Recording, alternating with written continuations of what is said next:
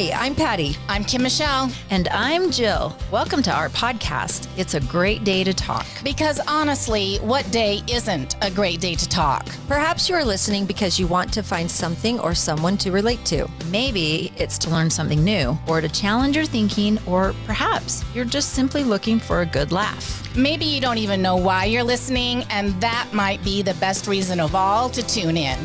Welcome to It's a Great Day to Talk. Welcome to the show today. Today's episode is sponsored by Richardson Brothers Custom Homes. Custom homes, any way you want them, and we mean Anyway. They'll love that. They Yeah, will. just send any sketch at all, and they'll Even be happy. even on a napkin. A napkin. I think right. that's how I started. Yeah. When they built my home, I think that's how we started it. Was And on they a kept napkin. saying, yes, Jill. Yes, Jill. No. No. We were all about staying in our budget. And I said to Riley of Riley Richardson, you have to keep me in my budget. And he said, great. So whenever you want something, I'm just going to say, you can have that in your next house. So for all the months of building, every time I'd bring something up, he'd say, that sounds like a fantastic idea. You can have that in your next house. So we were in budget the entire time. Thank you, Riley. Which is not easy. Right, That is not and easy. amazing. Yep. I don't even know how to budget. Equity. Yes, Built, it is. built. Yeah. And we love it. Yeah. 19 years later, we're still in our home built by them. So we're clearly happy customers. Yeah. Well, and Great. I'm 18 and a half, almost 19 years in our home. And I'm it was happy. built by Yeah. Richardson's. Yep, absolutely. And I'm nowhere near that many years in my house, and they didn't build mine. So there you go. Just saying. Fantastic. But one of the things that we all have in common is we're more than that in our marriages. Oh, That's my true. Gosh. Yeah. So we are 22 and 3/4 into our marriage.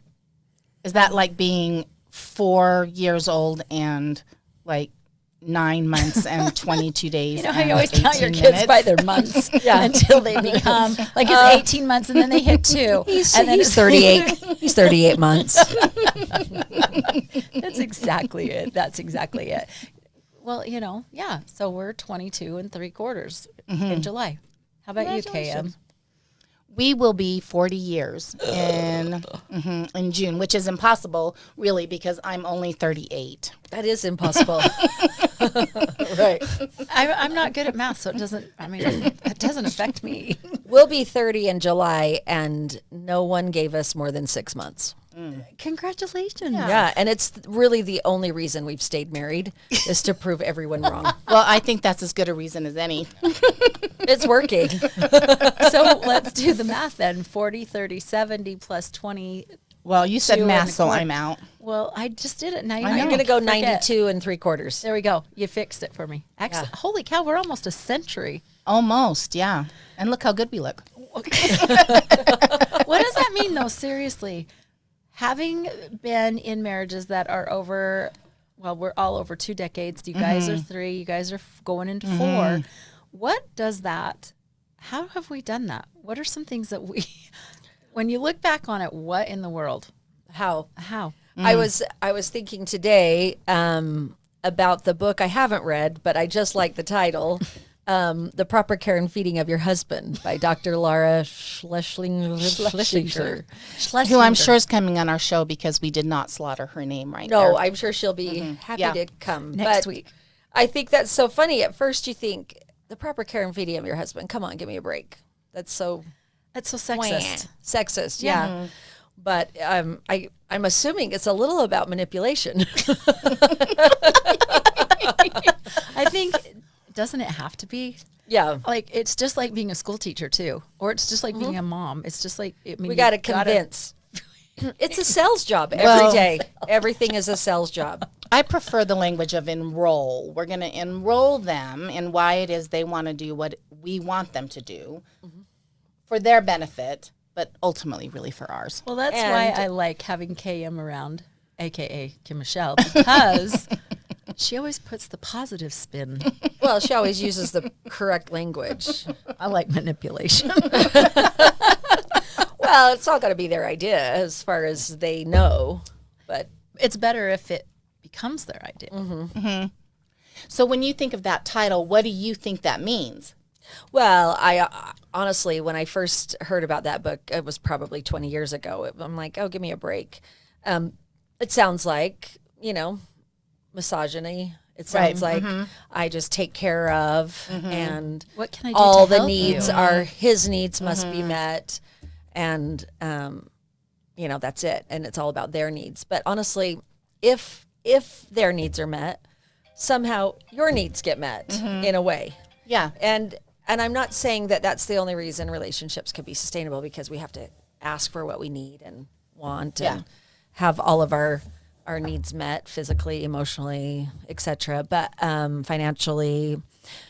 But there's got to be some sort of that has made our relationship sustainable. Like the three of us have been married a long time. There's got to be a reason or some way we have taken care of our husbands in a way that we've been able to maintain a long, lengthy, successful, happy marriage.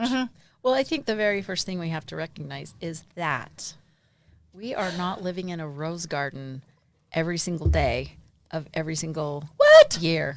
We are not Twitter-pated every single second of every single moment. You can't be.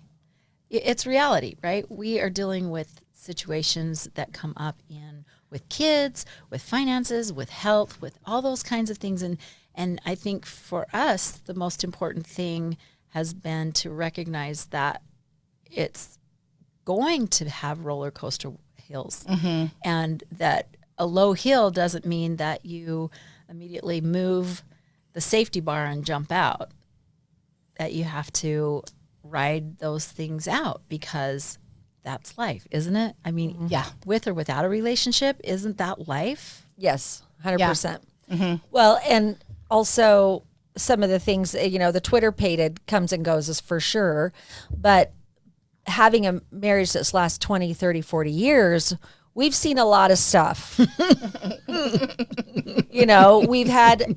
Did you bring your pictures? Because I brought mine. They're right over in my purse. I can go get them. your pictures of birthing your children, those pictures? Oh, no. The pictures of Scott. Oh, the pictures of Scott, yes. I could bring you some pictures from this last weekend. Yeah. That were interesting. Judd just ran, as you guys know, a 100-mile marathon this weekend, an ultra marathon. And I've got some pictures of the before and the after. So, yeah. And so that, you taking care of him this weekend is part of that sustainable relationship. You being willing to take care of him, help him prepare for, because you missed a trip to Lake Powell because you said, we're not going to go to Lake Powell for Easter because your race is 2 weeks later and you could get hurt. So we're going to stay home and lay low so that you're going to be your best self. Yeah. So it's about sacrifices too. Yeah. And you did that for Judd, and that's one of the things. If you're not willing to sacrifice things that you want to do, your relationship's not going to last. I think we have to remember too that it goes both ways, right? 100%. And so in situations for me, when I haven't been my best self, aka emergency C-section, aka another surgery that incapacitated me for a bit, that I had to be vulnerable and let him step in and do the things for me that I wish I could have done for myself. And so I think that that's part of it too.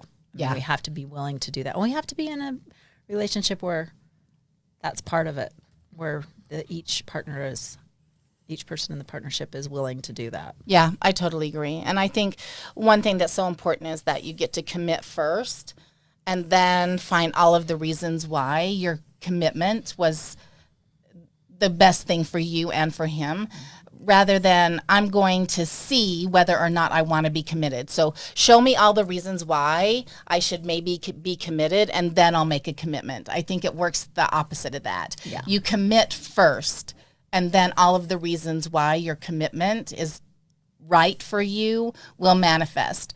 Otherwise, you're waiting for the circumstances to dictate your choice rather than choosing and then allowing your choice to now manifest your circumstance. Don't you guys think that every day is a choice? every moment. Right? Yeah. Like, it's not, yes, you make that commitment. And because we all have choice, every part of a relationship is choice. Mm-hmm. And so what is your commitment level? Mm-hmm. Yeah.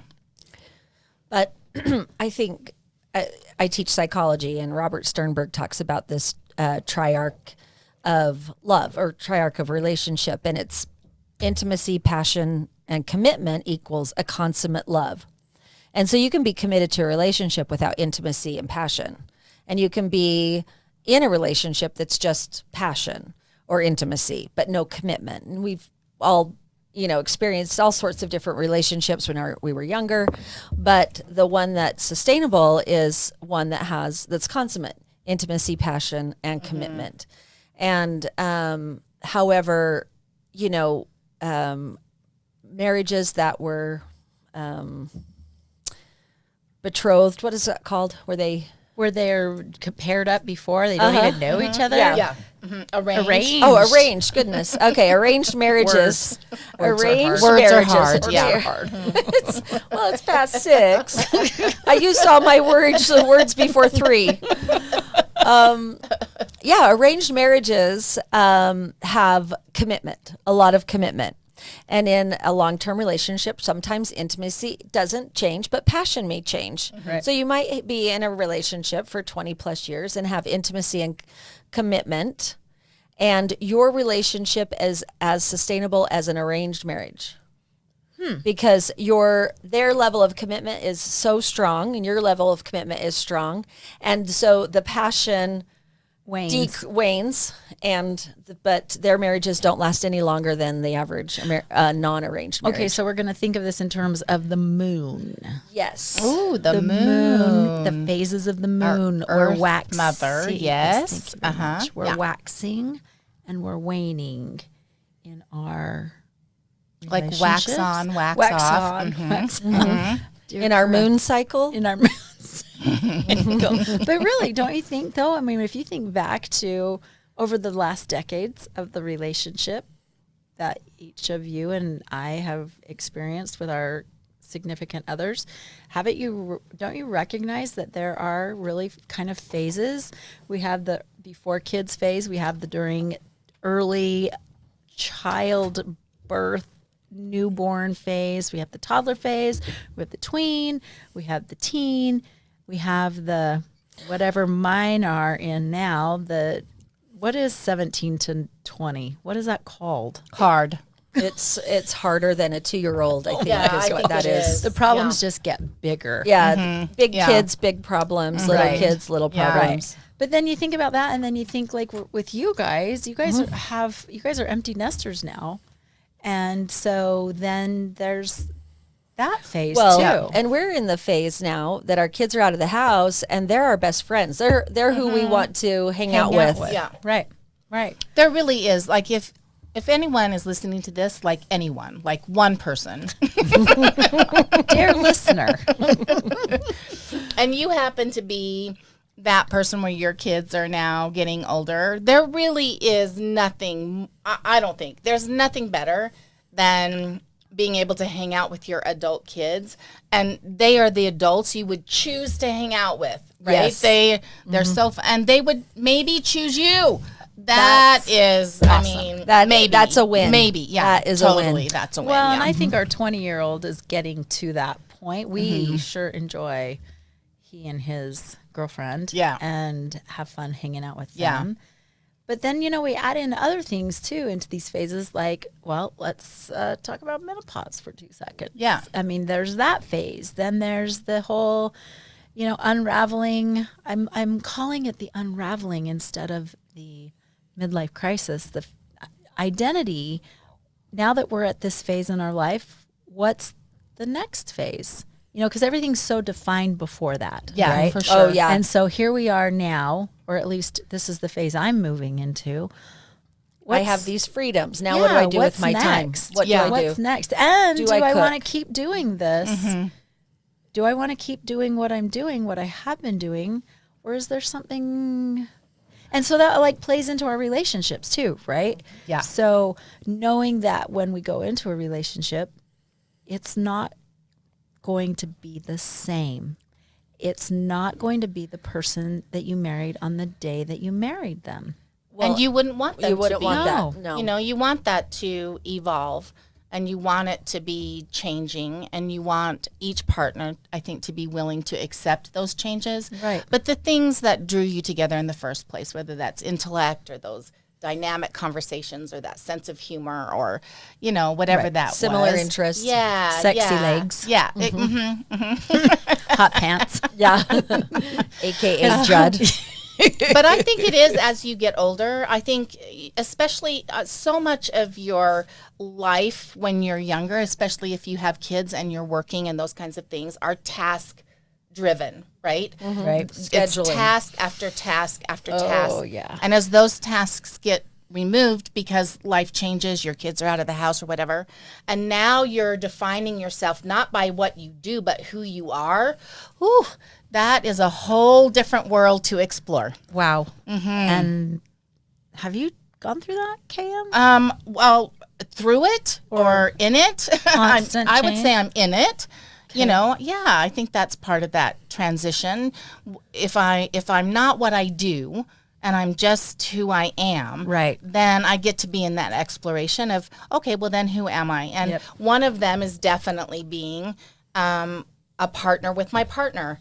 And I would be with you that the language around being a caretaker sometimes is really grating to me, because for me, what I've heard then is that my needs don't matter. My only responsibility is to make sure that the needs of my partner are met, that my needs of my husband are met. And then I get in this conversation like, well, why should I have to do that? You It's know? not fair. You're It's right. like, That's not fair. Why should I have to Right. do that if have I to don't take want care to? of If I really don't everyone. want to. Yeah. Yeah.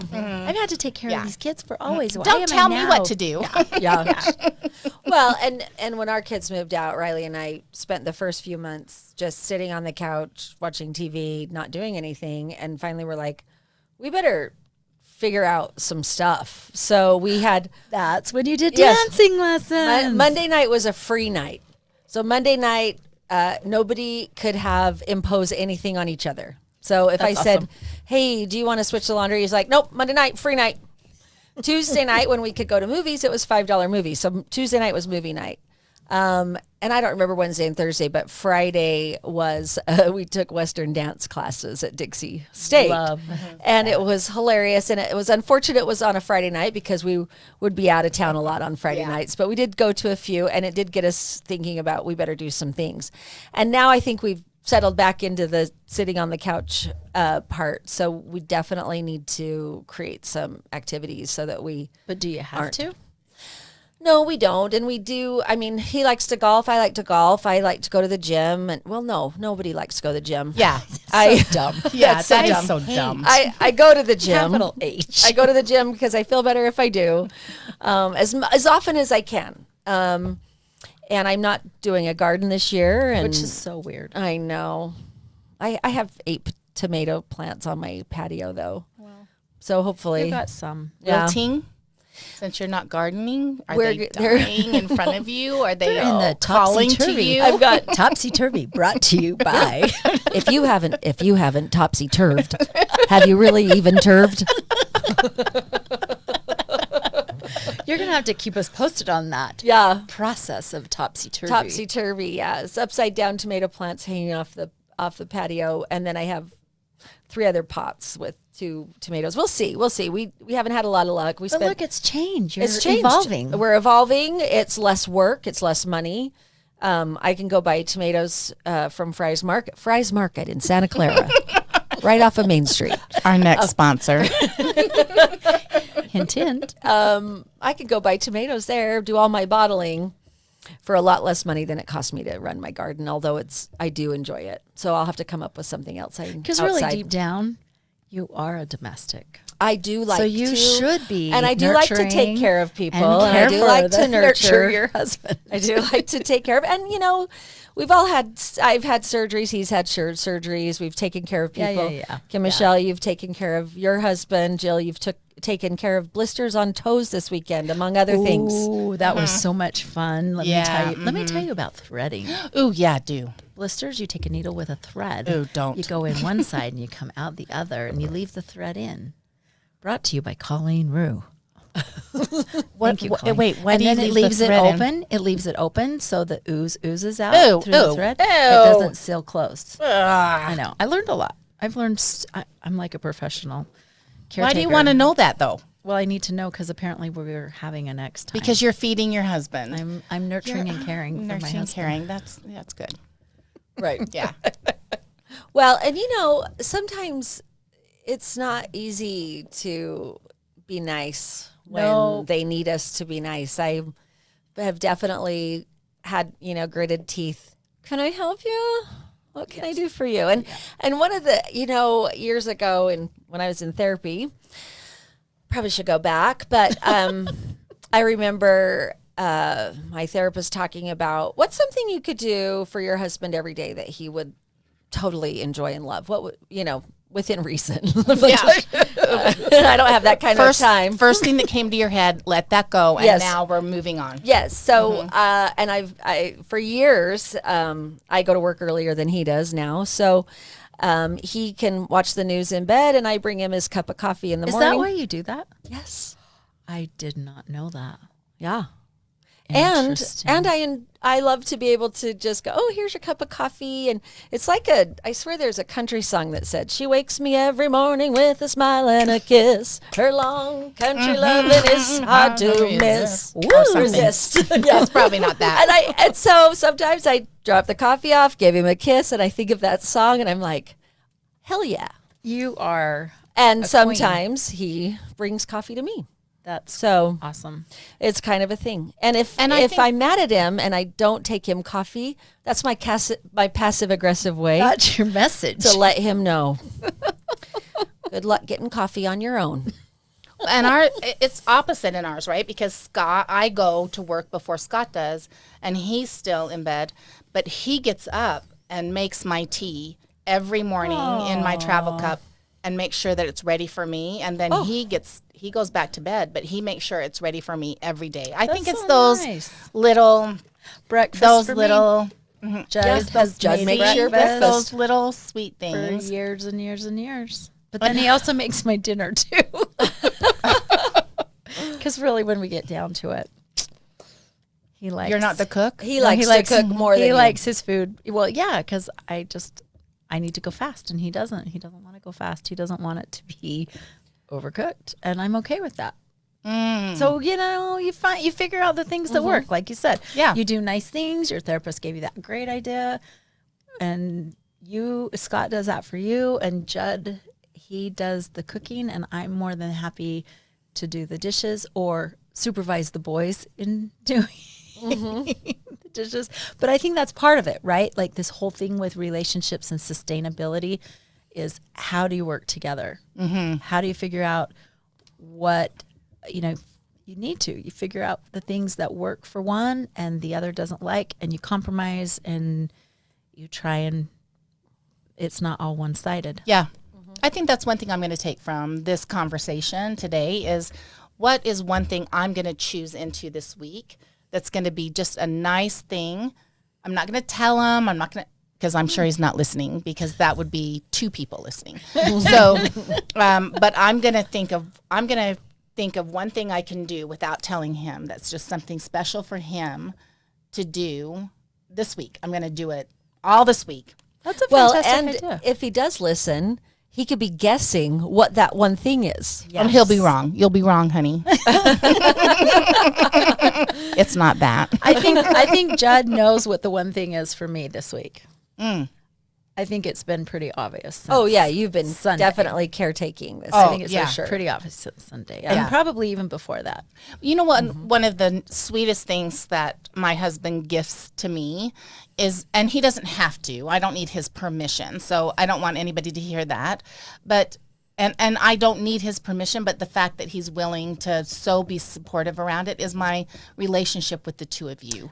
He so treasures that time, and even when I'm like, I don't know if I can, he's like, I got this. I got this. You go. No matter what's going on for him, no matter what it looks like, he so treasures for me this time with you that just makes me cherish him that much more. We love Scott. Yeah. We We love love Scott. Yeah, thank you for sure. And I don't think Riley's really ever told me no to much unless it was completely unreasonable. And I'm not saying I have to ask his permission either. Oh my gosh. Can you imagine any Yeah. of us asking permission? Probably not. No. So I think I want to go to the bowl. The bowl. We're going to the bowl. What surprised me the most? What surprised you the most this week? That we got through the weekend and it was Yes. fantastic. We had Wonderful. challenges this week, and we got through them. Yep. And we you. talked about them. Why? Because Thanks for listening to It's a Great Day to Talk. Be sure to follow and subscribe to us on your favorite podcast platform. and until next week, Get out there and talk.